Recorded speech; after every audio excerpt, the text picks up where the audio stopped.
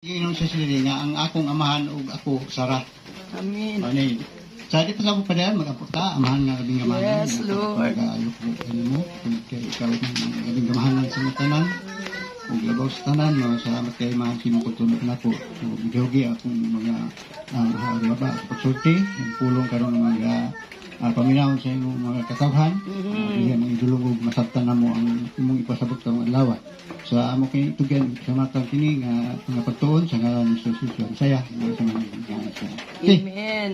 ang ato ang kuan man ni ang sukit kung dinhira sa Juan 30 wala nagisumpay dinhi nga musuporta bitaw kay lahi naman kung imong hutubasan ni dinhi ang mga Hudiyo namunit og bato aron ilabay ni Jesus kay nasuko mo mga Hudiyo kay ingon mo si Jesus nga ako gamahan usara nya ang una sa mga Hudiyo adto siya po ay gamahan, ba niya? Siya po ang Diyos.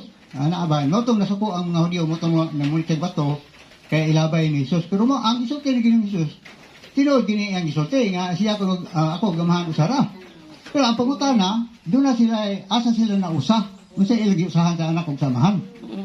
Mga na pangutana ba nga, kung atong himuan ang istorya, pili man natin himuan ang istorya nga, bisag wala gisulti sa atong Ginoo pero pili man atong gisulti pili man nato ang pero madugangan lagi ang gisulti sa atong Ginoong Kristo madugangan no kay ang kasulatan nagpasidaan naman daan 22:18-19 sa pinadayat nga ayaw pagdugangi kining basahon kining mga pulong dinhi ayaw ko dugdugangi pero Biblia Petro 30:6 ayaw pagdugangi ako mga pulong aron dili kabadlongon o kapulgan kang bakakon kung dugangan do nimo ang pulong ni Ginoong Kristo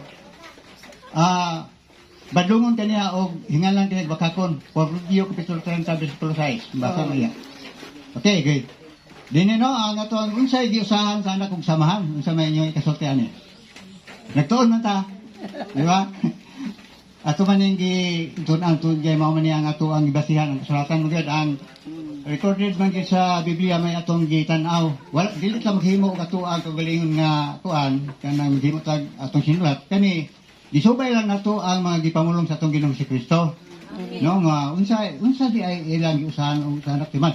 Ang primero na kong panato ang gibasa nako katong gitubag katong akong gikuan nga sa kapitulo 5 bersikulo 7 nga unsa gibuhat sa ama gibuhat ko sa anak. Amen. Mo na unang answer nako pod sa inyo unsa may inyo ha. Ang gibuhat ko sa ama nato pa Kristo iya pud buhaton. Amen. Yap, disin parehano. Pantay sila. Pantay. Oh. Dili pantay. Ha?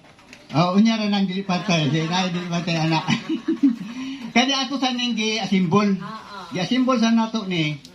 Kaya aron dili sa mali